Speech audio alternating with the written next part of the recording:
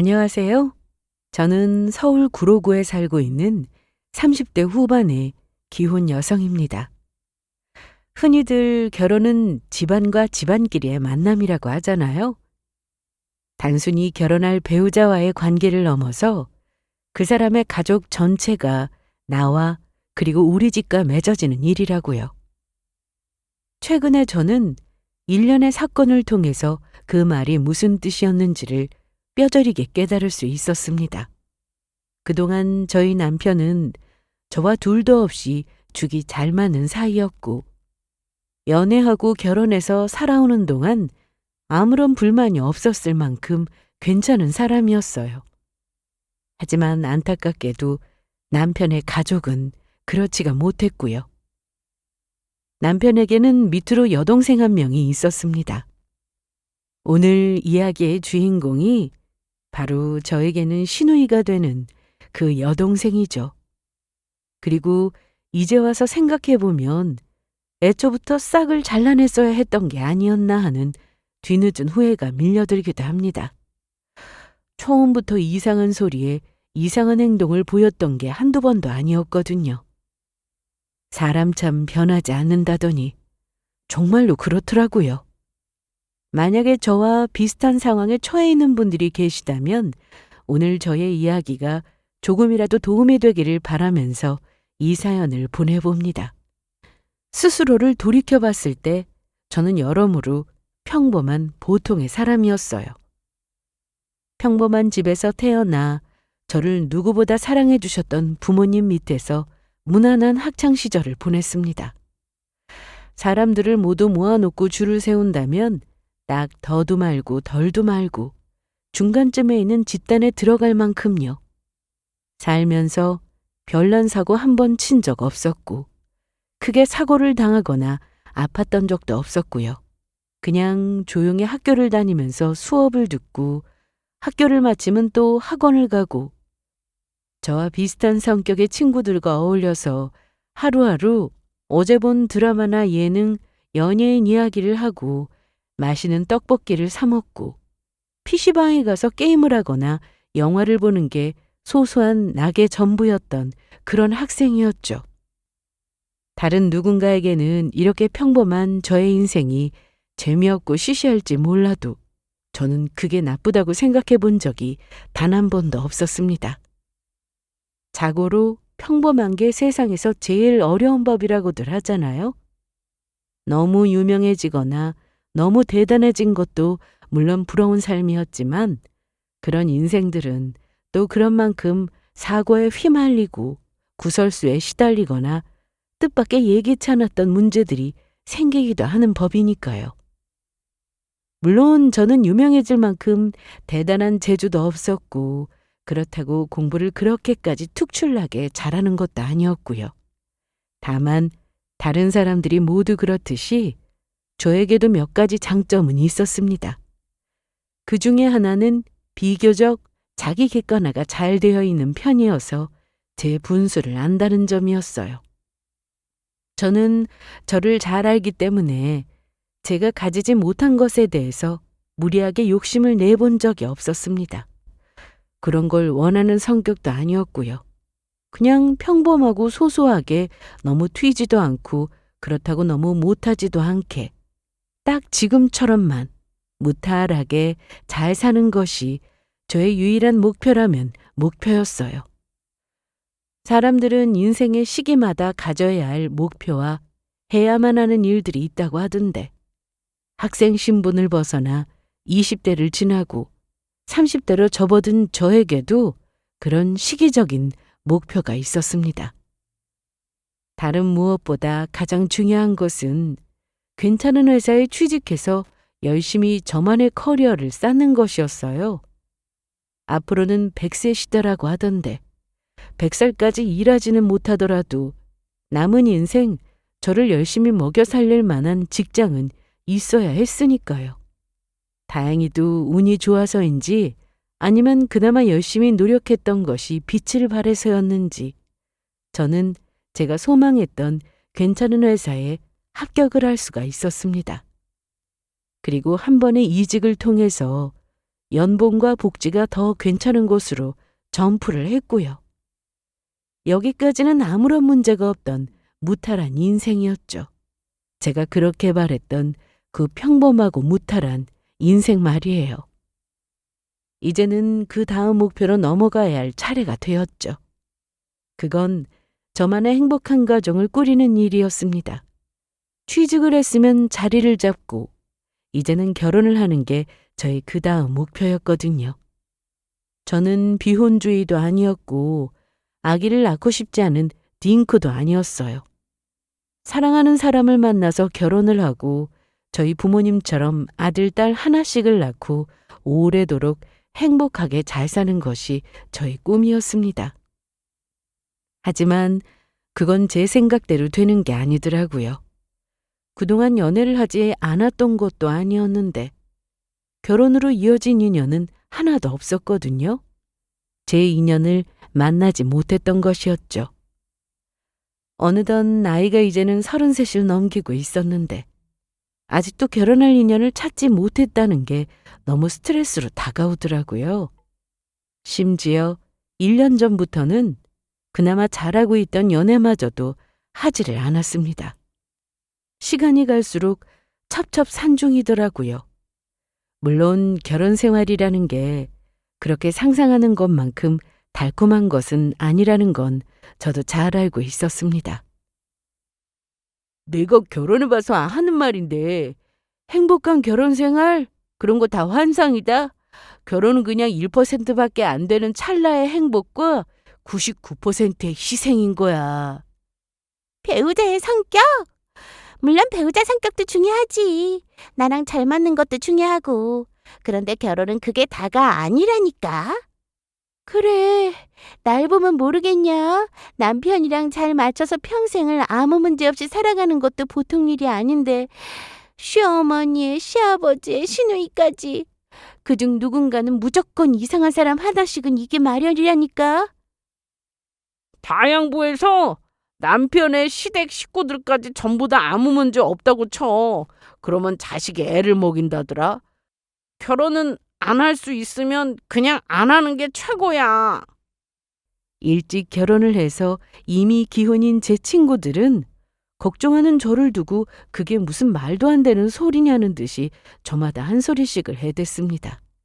이게 원래 그렇더라고요. 기혼은 영원히 미혼을 부러워하고 미혼은 영원히 기혼을 부러워하게 되는 그런 현상 말이에요. 하지만 그럼에도 불구하고 저는 꼭 결혼을 하고 싶었습니다. 남편과 저를 닮은 귀여운 아기도 낳고 싶었고요. 저희 부모님은 오빠와 저를 낳고 너무너무 행복하셨었다고 말씀하셨거든요. 그래서 저희도 될 수만 있다면 결혼해서 행복하게 잘 살고 아이도 낳아서 그런 기쁨을 누려봤으면 한다고 항상 말씀하셨었고요. 그리고 그 해를 넘기기 전에 저는 다행히도 결혼할 인연을 만날 수가 있었습니다. 친한 대학 동기가 주선한 소개팅 자리에서 만난 사람이었어요. 남자친구는 저보다 3살이 더 많았어요. 진짜 인연은 만나자마자 알 수 있다고들 말하잖아요. 보자마자 딱 느낌이 오더라고요. 이 사람이랑은 결혼을 하게 될 것 같다는 느낌이요. 생각해보면 웃긴 이야기죠? 아직 사귀지도 않은 사람을 그것도 딱 한 번 만나보고 그런 생각을 했다니. 하지만 그런 느낌을 받은 것은 저 혼자만이 아니었습니다. 나중에 알게 된 사실이지만 남자친구도 그날 저와 같은 생각을 했었다고 하더라고요. 솔직히 이제 마냥 어린 나이도 아니고 저는 진지하게 만날 분을 찾고 있거든요. 조금 더 멀리까지 생각하면서요. 아, 그러시구나. 그렇다고 해서 당장 결혼이 너무 급하다거나 이런 건 아니니까 부담 가지실 필요는 없어요. 그냥 가벼운 마음으로 나온 건 아니라는 걸 말씀드리고 싶어서요. 네, 저도 사실 이제 결혼 생각할 나이긴 해요. 그냥 연애만 하는 건 그만하고 결혼까지 할 수 있는 사람이랑 만나고 싶기도 하고요. 첫 만남에 결혼까지 할 연애 상대를 찾고 있다고 이야기하는데 딱 내가 찾던 그 사람이구나 싶더라고요. 그리고 그 얼굴이 너무 진지해 보여서 조금은 웃음이 나오기도 했고요. 사실 제가 만났었던 바로 직전의 남자친구는 결혼식이 문제로 다투다가 헤어졌었거든요. 그 사람은 최소한 앞으로 3년 정도는 더 지나서 결혼이 하고 싶다고 말하더라고요. 일찍 결혼하고 싶지도 않고 아직은 결혼에 대한 확신이 들지가 않는다고 하더라고요. 웃긴 소리였죠. 그 당시에 우리가 사귄 지가 이미 2년이 지났었는데 말이에요. 그리고 그렇게 3년이 더 지난다고 해도 저와 결혼해도 되겠다는 확신이 들 거라는 보장은 어디에도 없었죠. 그 말을 듣는 순간 저는 우리의 연애가 여기까지라는 사실을 직감할 수가 있었습니다. 그래서 먼저 헤어지자고 말을 했고요. 그제서야 그 사람은 깜짝 놀라면서 결혼 시기를 다시 조정해 보겠다고 저를 잡았지만 불행히도 그때는 제가 이미 마음이 식은 이후였습니다. 한번 마음이 돌아서고 나니 무슨 짓을 해도 다시 예전처럼 돌아가지는 않더라고요. 그때 이 이별을 계기로 저는 한 가지를 깨달았었죠. 결혼도 다 타이밍이라는 너무나 당연한 사실을요. 그런 상황이었으니 그 다음으로 하게 된 연애에서 막연하게라도 상대방이 결혼하고 싶은 시기를 알고 싶은 것은 자연스러운 일이었습니다. 지금의 남자친구는 저의 그런 의문에 너무나도 확실하게 정답을 알려주었고요. 사람과 사람이 만나는 일은 어느 것 하나도 쉬운 게 없는데 그나마 이런 질문에라도 확신이 드는 연애를 시작할 수 있다는 건 저에게 중요한 일이었어요. 저희는 그렇게 연애를 시작했고 2년을 열심히 서로의 지역을 오가면서 만났었습니다. 중간에 남자친구가 직장 문제로 잠깐 지방에 다녀왔거든요. 저는 계속 서울에 있었는데 남자친구가 장기 출장으로 아예 1년 정도를 부산에 내려가 있어야만 했습니다. 거의 연애를 시작하고 2달이 채 지나기도 전에 장거리 커플이 되어버린 것이었죠. 미안해. 연애 시작하자마자 장거리가 됐네. 괜찮아. 기차 타는 것도 하다 보니까 색다르고 재밌네. 거리는 좀 많이 멀기는 하지만 그나마 부산인 게 어디야? 자기 일하는 곳이 어디 시골이었으면 거기서는 할 데이트도 없었을 거 아니야. 그러게, 그건 다행이긴 해. 자기가 회 좋아해서 그것도 다행이고 그래도 자기 힘드니까 되도록이면 내가 올라갈게. 나중에서야 밝히더라고요. 지방에 내려간다고 했을 때 남자친구 주변에서는 다들 얼마 못 가서 우리가 헤어질 거라고 말했다고요. 정확하게는 저한테 차일 거라고 말했다고 했었죠. 그 예상을 뒤엎고 저희는 무사히 연애를 지속할 수가 있었습니다. 남자친구가 3번 올라오면 제가 1번 내려가는 식으로 데이트를 하면서요.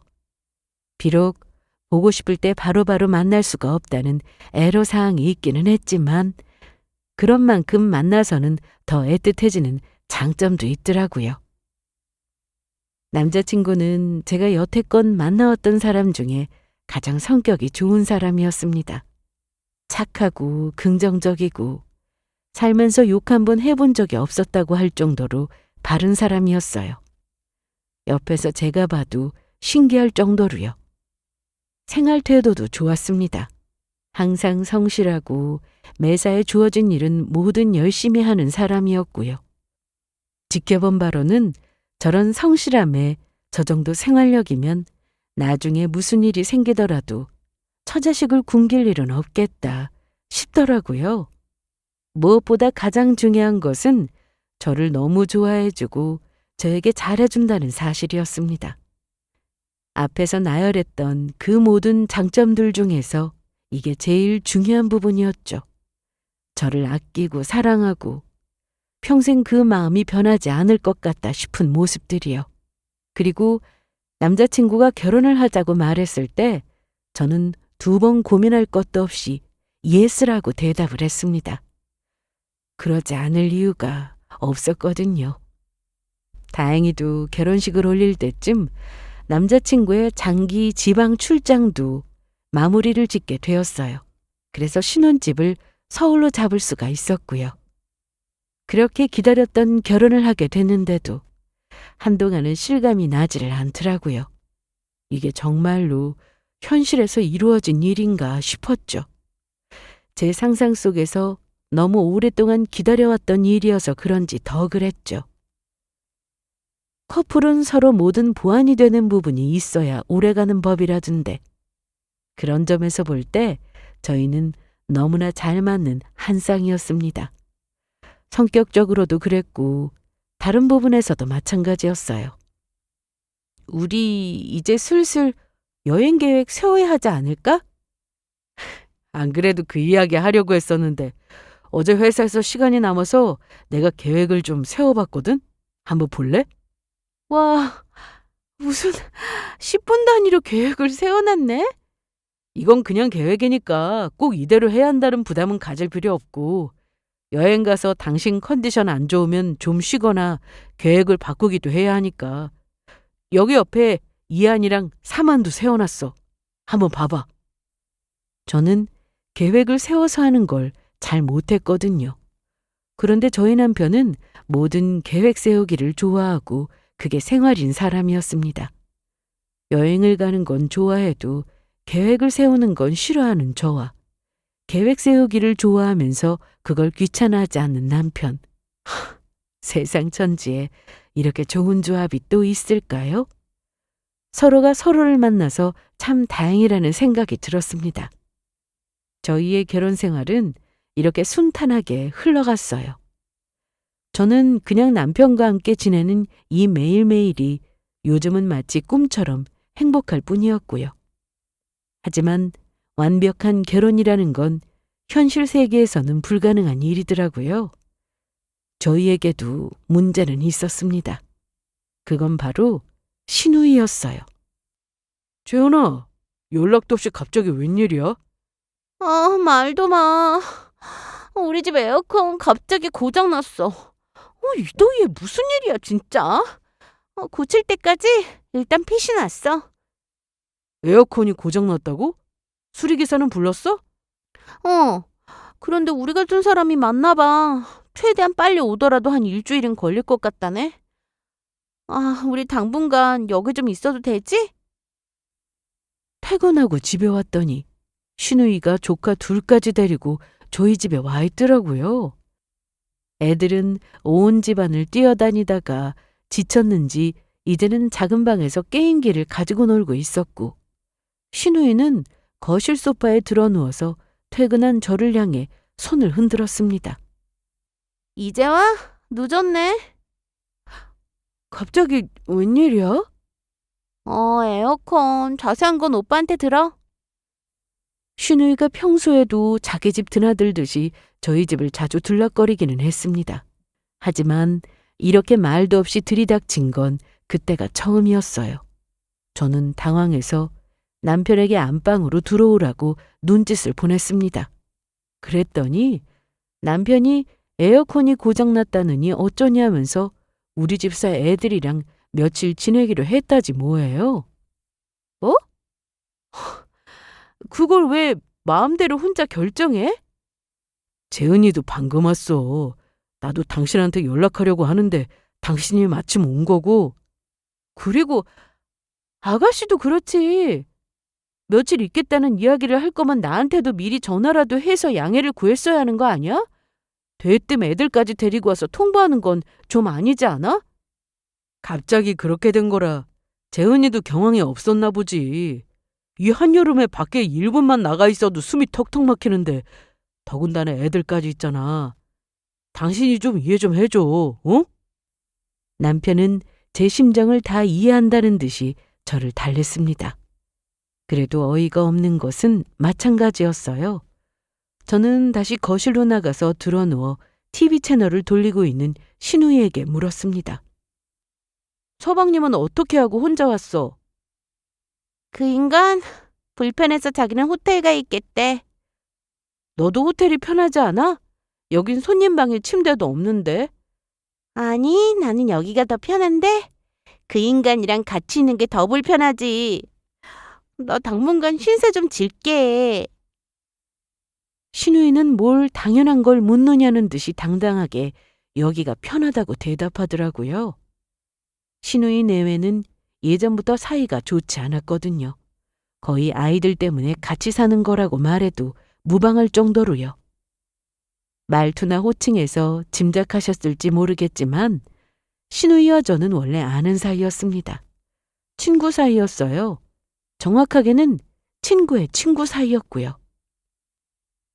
그 사실을 처음 알게 된 것은 남편이 남자친구였던 시절, 결혼을 앞두고서 여동생을 소개시켜주겠다며 나간 식사 자리에서였습니다.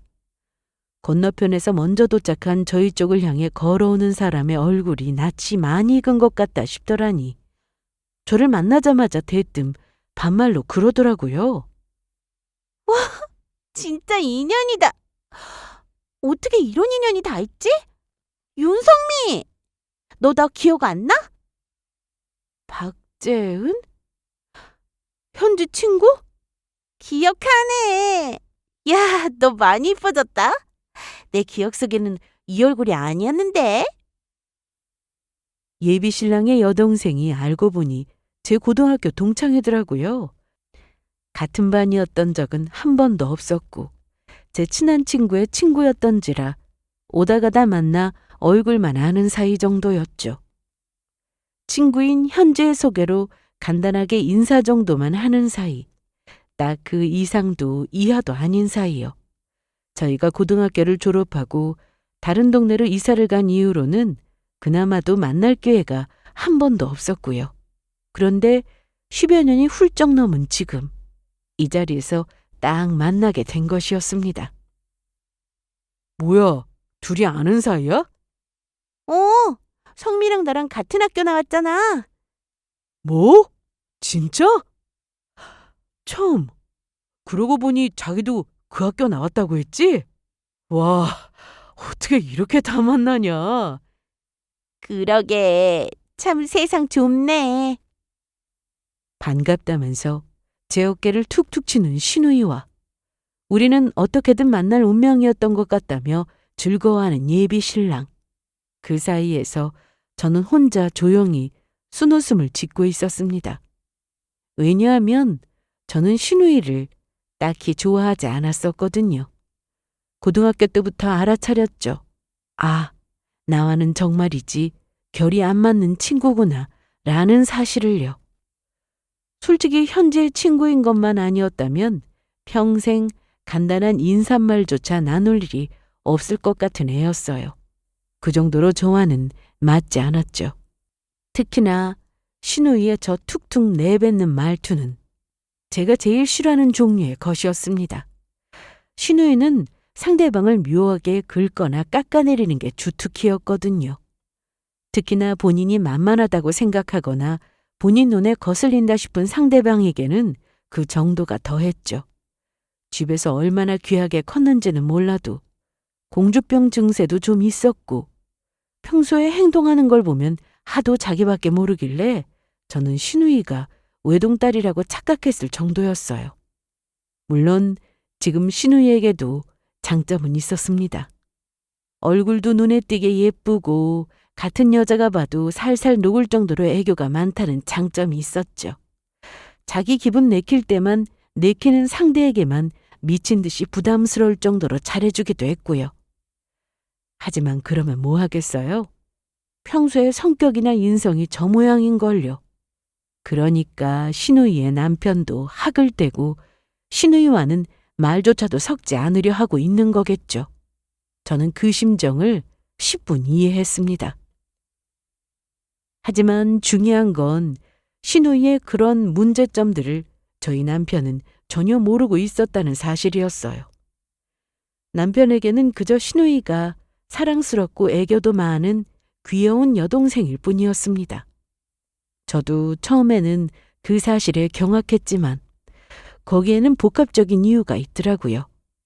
일단 신우이가 남편의 앞에서는 완전히 180도 앞뒤가 다른 사람처럼 굴었다는 게 문제였습니다. 밖에서 남들한테 하는 걸 보면 사나운 여우가 따로 없는데 집안에서는 완전히 아무것도 모르는 순한 양이나 강아지처럼 굴더라고요. 지금까지 평생을요. 거기다 저희 남편이 다른 건 몰라도 사람을 좋게만 보고 긍정적으로만 생각하는 것도 한몫했습니다. 가끔씩 신우이가 조금 버릇없게 굴기는 해도 나이 어린 여동생의 애교 정도로 생각하고 넘어가는 모양이더라고요. 결혼 전에는 그 긍정적인 성격이 장점이라고만 생각했는데 이게 막상 가족과 관련한 일이 되니까 단점도 그런 단점이 없었습니다. 아무튼 그때부터 신우이는 혼자 일방적으로 제가 편해진 모양이었어요. 결혼한 새언니가 아니라 정말 격이 없는 친한 친구 사이처럼 굴더라고요. 제 입장에서는 남편과 만나기도 전에도 신우이와는 딱히 편한 사이는 아니었는데 말이에요. 어쨌든 이날도 저는 결국 찾아온 신우이와 두 조카를 매몰차게 내보낼 수가 없어서 속으로만 사겨야 했습니다. 신우이는 정확히 일주일을 머무른 뒤에 에어컨이 고쳐진 집으로 돌아갔고요. 솔직히 저 같았으면 호텔방을 남편과 따로 잡는 한이 있더라도 오빠네 집에 말도 없이 가서 지낼 생각을 하지는 않았을 것 같은데 사람이 염치라는 게 없는 것도 재주더라고요. 문제는 이것과 비슷한 일이 계속해서 일어났다는 사실이었습니다. 저를 불편하게 만드는 수많은 일들이요. 오빠, 이 향수 새로 산 거야? 너무 향이 좋은데? 아, 그거 선물 받은 건데 향 괜찮지? 진짜 너무 좋다. 비싼 건가? 왜 이렇게 좋지? 마음에 들면 가져가든가. 진짜지? 그럼 나 가져간다.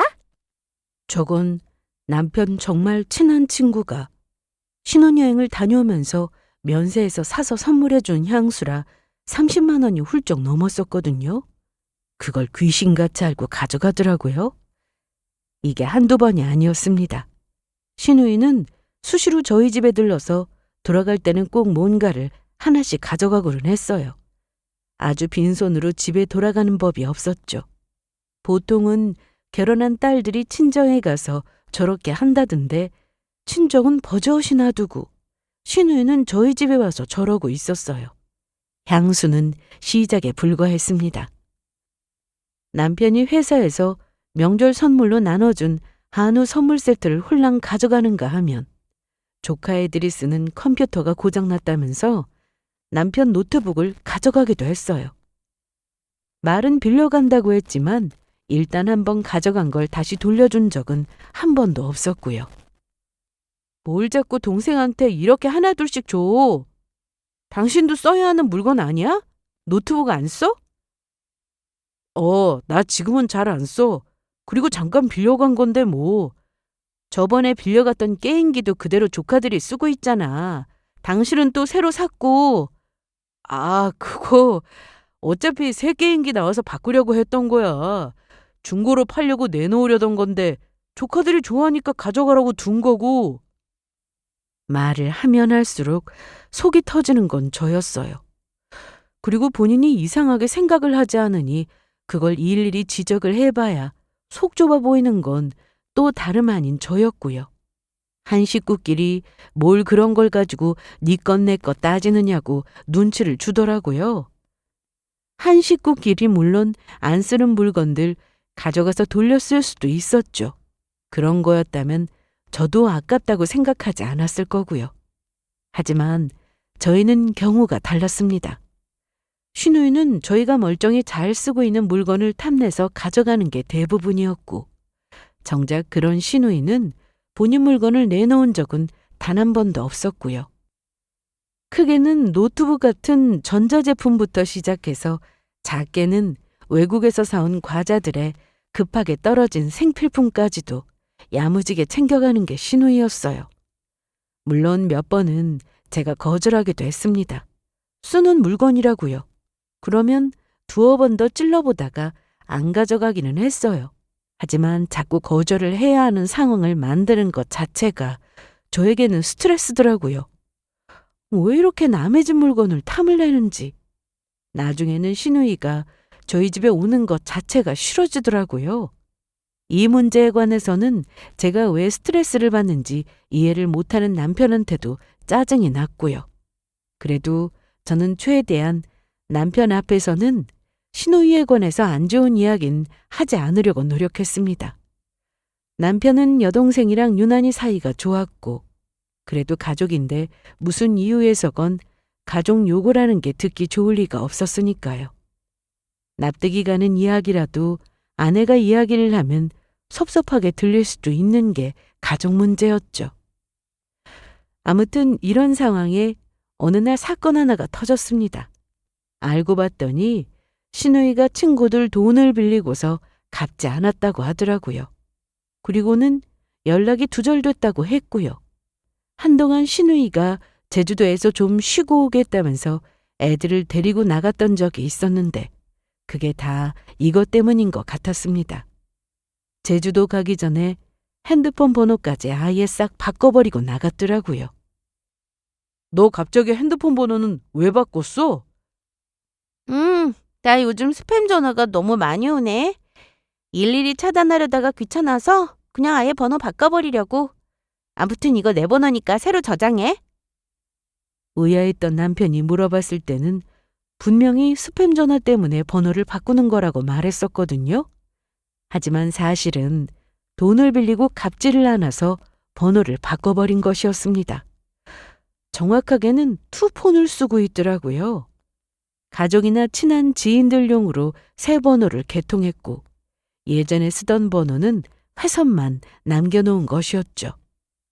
시누이는 친구들 여기저기에서 돈을 조금씩 빌렸었는데 처음에는 소액으로 빌렸던 돈을 잘 갚으면서 신뢰를 쌓은 뒤에 점점 액수가 큰 금액을 빌리면서 오늘의 이 상황에까지 오게 된 것이었어요. 친구들 인내심이 폭발하겠다 싶은 즈음에는 내일 갚겠다, 다음 주에 갚겠다 하면서 아주 적은 금액씩을 되갚았고요. 그래 봐야 원금에 비해서는 세 발의 피도 안 되는 금액이었지만 어쨌거나 돈을 갖고는 있었고 그래도 아예 연락이 안 되는 건 아니니 또 친구 사이에 닥달하기도 그래서 참고 있었던 모양이었어요. 정작 시누이는 다른 폰을 개통해서 신나게 사용하고 있었는데 말이에요. 처음 친구를 통해 건너 이 소식을 들었을 때는 어이가 없어서 말이 안 나오더라고요. 사고 칠 것 같다 싶더니 저도 뭐 이런 사고를 치나 싶었고요. 잠깐 남편에게 이 사실을 알려야 하나 싶기도 했습니다. 하지만 어쨌거나 저와 엮인 일이 아니었고 남의 일이었으니 말을 하기가 좀 망설여지더라고요. 그리고 당시에는 시누이가 안 갚은 돈의 액수가 그렇게 많은지도 몰랐고요. 그렇게 그 일은 제가 망설이는 사이 어영부영 묻히게 되었습니다. 얼마 지나지 않아서 더 큰일이 터지기도 했고요. 새로 터진 큰일은 바로 시누이가 이혼을 당하게 된 것이었습니다. 서방님이 도저히 참고 지낼 수가 없겠다면서 이혼하자고 했다더라고요. 시댁까지 찾아와서 이혼하겠다고 선언하는 바람에 시부모님도 저희 남편도 난리가 났었고요. 김서방 참 너무하네. 자식이 하나도 아니고 둘씩이나 있는데 어떻게 이혼하자고 그래? 너가 뭐 잘못한 거 아니야? 정말 아무 문제 없었어? 그런데 김서방이 갑자기 이혼하자고 한다고?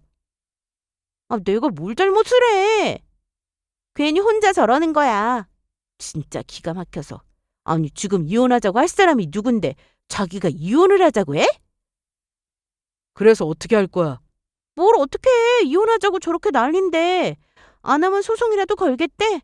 나도 나 싫다고 저렇게 난리치는 인간 필요 없어. 이혼할 거야. 시누이의 남편을 제가 자주 만난 것은 아니었지만 제가 알기로는 참 점잖은 사람이었습니다. 호인도 그런 호인이 없다 싶을 정도로요. 그런데 이혼이라니요. 분명히 신우이가 뭔가 잘못해도 단단히 잘못한 게 틀림이 없었습니다. 하지만 죽어도 그 사실을 인정하지는 않더라고요.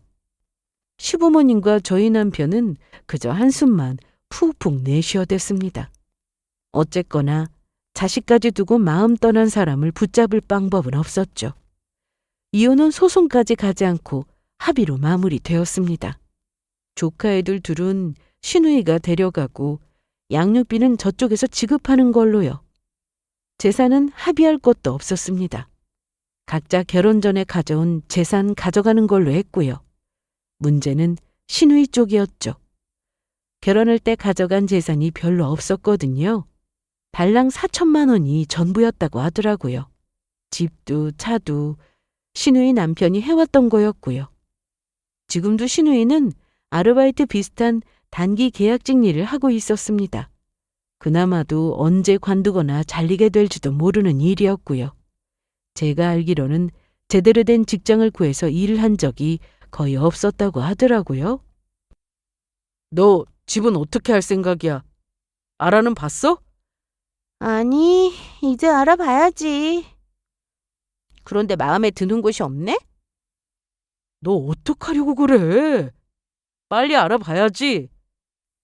그래서 말인데, 방도 남는데, 당분간 좀 같이 살면 안 돼? 그 말을 하는 신우이의 시선은 정확히 저를 향해 있었습니다. 이 문제를 결정할 주도권이 저에게 있다는 사실을 알고 있는 것이었죠. 저는 그 말을 듣자마자 어이가 없어서 단칼에 잘랐습니다. 미안한데 같이 사는 건 어려울 것 같아. 애들도 있고 얼른 집부터 알아봐. 아니, 영원히 같이 살자는 게 아니고, 당분간 좀 같이 살자고. 집이 그렇게 빨리 구해주는 게 아니잖아. 그래서 당분간 얼마나? 뭐, 그건 나도 모르지. 일단 몇 달은 걸리고, 뭐. 그러니까 몇 달이 걸릴지 몇 년이 걸릴지 모르는 거 아니야. 기간도 미정인데 아무리 한 식구라도 같이 사는 건 아니라고 생각해. 서로 불편할 게 뻔하고. 말처럼 정말 잠깐 집 구할 때까지만 있는다고 한다면야 저도 그 정도는 이해해 줄 생각이 있었습니다. 하지만 얼버무리는 꼴을 보니 저렇게 하다 그냥 눌러 산다고 하면 닷도 없겠다 싶더라고요. 저희 시누이라면 충분히 그럴 가능성이 있었고요. 그러자 시누이는 얼른 고개를 저으면서 그러더라고요. 아니야. 나는 하나도 안 불편한데? 괜찮아. 오빠는 불편해? 우리 애들도 그 집 좋아하잖아. 아니. 바보 같은 남편은 갑작스럽게 들어온 질문에 당황하면서 제 눈치를 살피더라고요.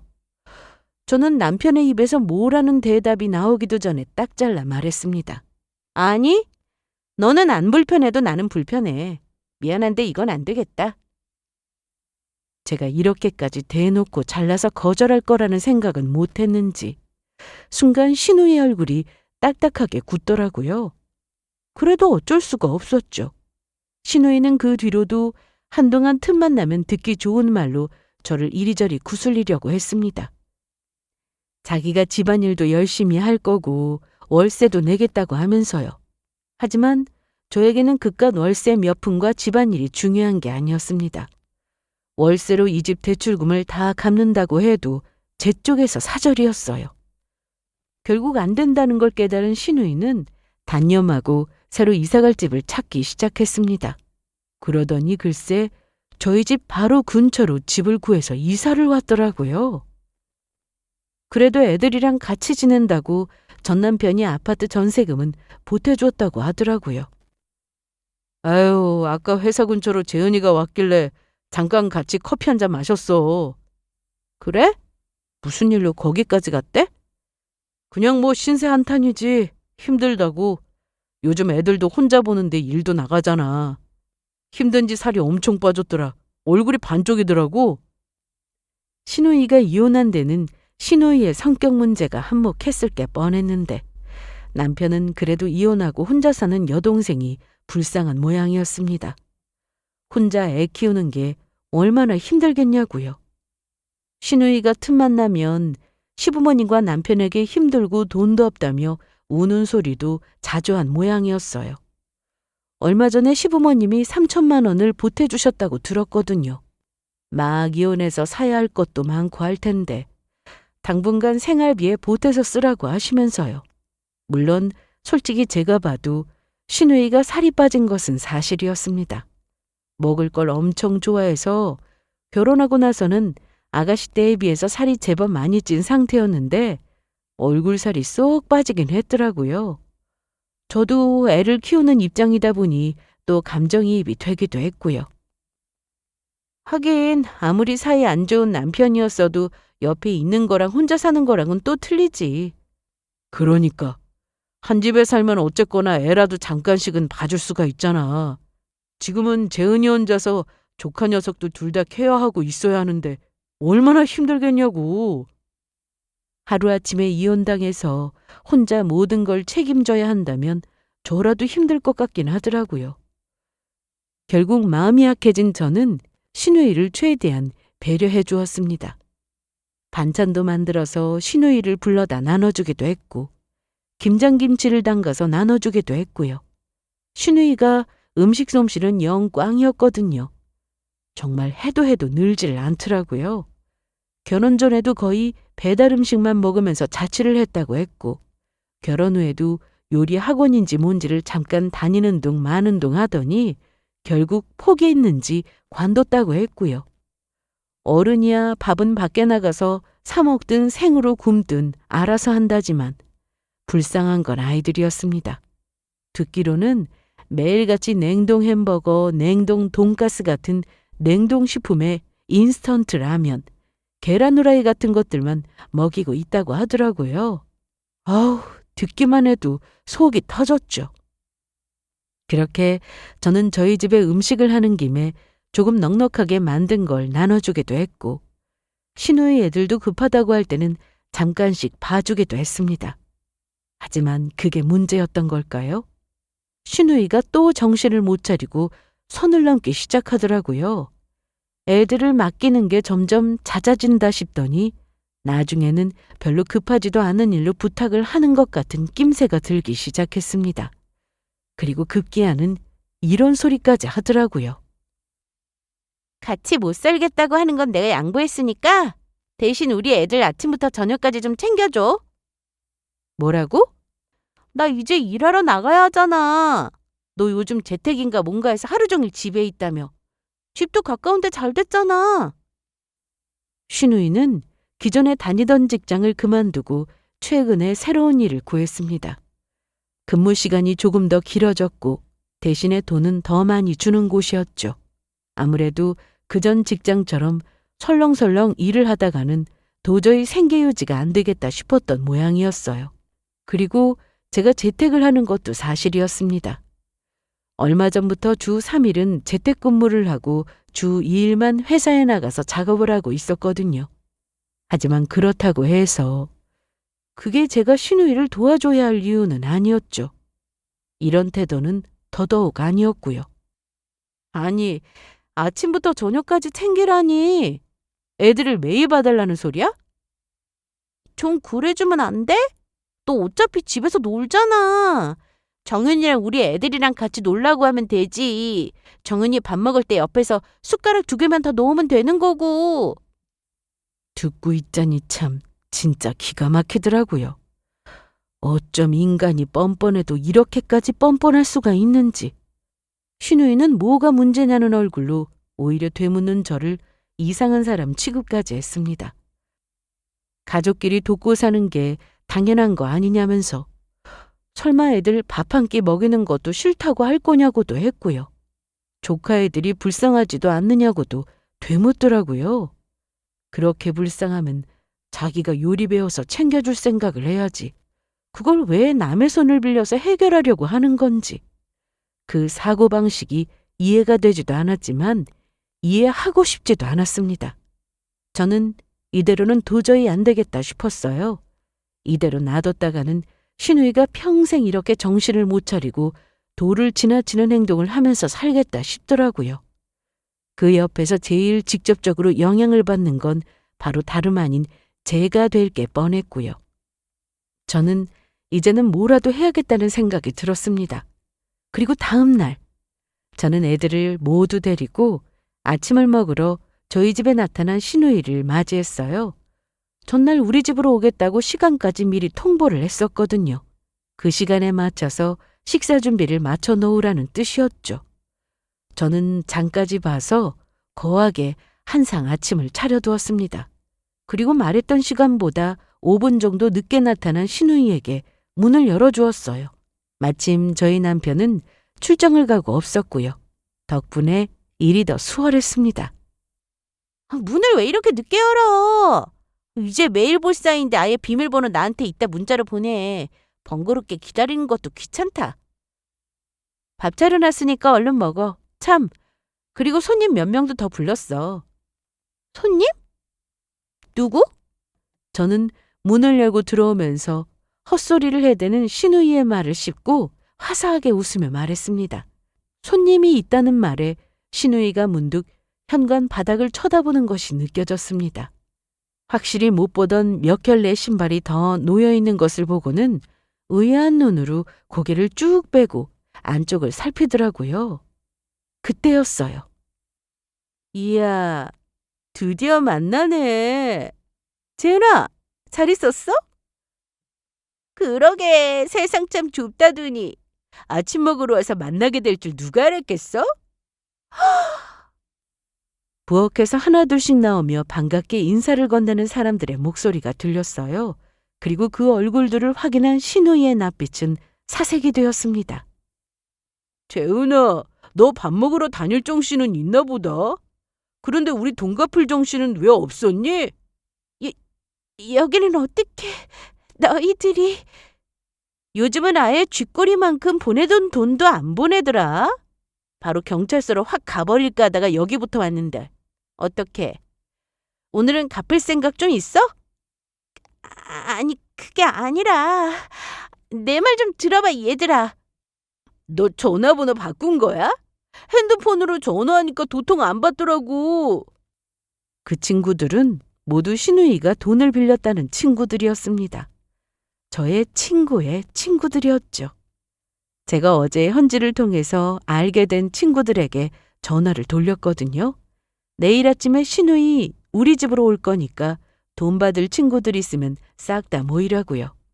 현지는 시누이가 저희 집 근처에 산다는 사정을 다 알고 있었지만 제 입장을 알고 있었기에 시누이의 거처나 근황에 대해서 모른다고 입을 다물고 있는 상황이었습니다. 하지만 제가 괜찮다고 먼저 전화를 돌렸더니 이제 더 이상 입을 다물어줄 이유가 없는 상태였고요.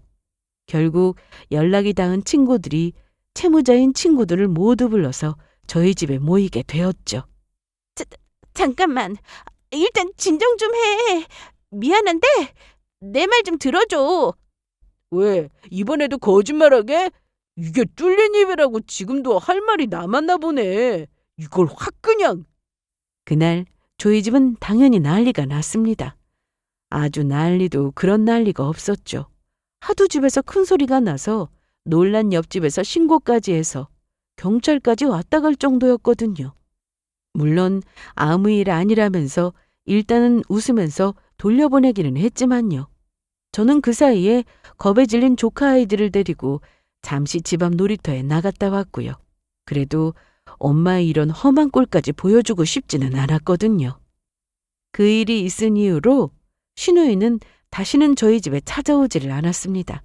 아예 제 전화도 받지를 않더라고요. 친구들 사이에는 돈을 언제까지 어떤 방식으로 매달 갚겠다는 각서를 쓰고 지장까지 찍었다고 하던데 그 이후로는 어떻게 해결을 보고 있는지는 잘 모르겠고요. 일주일 정도 더 지나서 시누이한테서 메시지 폭탄이 하나 도착하기는 했습니다. 아주 장문으로 길게 써놨더라고요. 대부분 다 저에 대한 욕이었죠. 믿을 년 하나도 없다. 어떻게 친구들한테 나를 팔아넘길 생각을 했느냐. 이제 속이 시원하냐. 너는 인간도 아니다 등등이었죠. 하지만 그 문자를 보고 난리가 난 것은 오히려 저희 남편이었습니다. 너 제정신이야? 아무리 정신이 없어도 그렇지. 어떻게 간도 크게 그런 짓을 해? 그 사람들이 너 고소라도 했으면 그대로 감방 들어가는 거야. 너 진짜 교도소 가고 싶어? 아니, 오빠, 그게 아니라. 왜 내 말을 듣지도 않고 걔 말만 듣는데? 듣긴 뭘 들어? 안 들어도 뻔하지. 너 그 돈도 다 네 백 사고 옷 사고 하는데 다 쓴 거라면서? 신우이가 빌렸던 그 큰 돈이 제일 문제가 되었던 것은 바로 용도에 있었습니다. 돈을 빌려서 어디다가 썼는지 알아봤더니 전부 다 본인 사치에 쓴 것이었더라고요. 원래 결혼하기 전부터 사치가 심하기는 했는데 명품 백에 비싼 액세서리들을 하나씩 선물 받았다면서 들고 나타날 때마다 남편과 시댁 식구들은 그런 줄로만 알고 있었다고 했고요. 그게 사실은 본인 번 돈과 남편이 저축했던 돈을 다 털어서 사재 낀 것들이더라고요. 전 남편과 사이가 좋지 않아진 이후로는 통장 관리를 서방님이 하는 바람에 더 이상 빼돌릴 돈이 없어서 돈을 빌리기 시작했다고 했고요. 들으면 들을수록 서방님이 호인이었습니다. 이혼하는 마당에도 신우이가 버린 사치에 대해서는 저희한테 입도 뻥끗하지 않았으니까요. 그걸 다 묻어주고 간 것이었죠. 결론적으로 그게 신우이에게는 독이 되었지만요. 남편은 분에 넘치는 사치에도 이해를 못하는 사람이었고 더더구나 불법적인 일은 더 이해 못하는 사람이었습니다. 남들 돈을 빌려서 그것도 핸드폰 번호까지 바꿔가면서 갚겠다는 사기를 치고 돈을 갚지 않았다는 걸 알게 된 남편은 미친 듯이 화를 냈습니다. 거기에는 신우이에 대한 엄청난 실망감이 깃들어 있었고요. 하지만 그 와중에도 신우이는 계속해서 정신을 못 차리고 헛소리를 해댔습니다. 자기가 뭘 그렇게 잘못했냐면서 반성의 기미 하나 없이요. 결국 남편은 신우이와 연락을 끊었습니다. 아예 인연을 끊자고 말한 것이었죠. 시댁에서는 인연까지 끊지는 못한 모양이었지만 어쨌거나 신우이가 그 뒤로 저희 집에 오는 일은 없어지게 되었습니다. 그 모든 과정을 지켜보고 있는 저로서는 그냥 올게 왔다는 생각만 들더라고요. 인간의 본성은 참 변하지를 않고 반성이라는 것도 누구에게나 찾아오는 것은 아니구나 싶었고요. 이번 일로 남편도 느끼는 바가 많은 것 같더라고요. 다 지나고 나서 돌아보니 제가 지적했던 그 모든 불만들이 다 이해가 된다고 말했고요. 어쨌든 저는 이제 그 지긋지긋했던 신우이와의 악연에서 벗어나게 된 것 같습니다. 마침내요. 여기까지가 저의 사연이었습니다. 들어주셔서 감사합니다.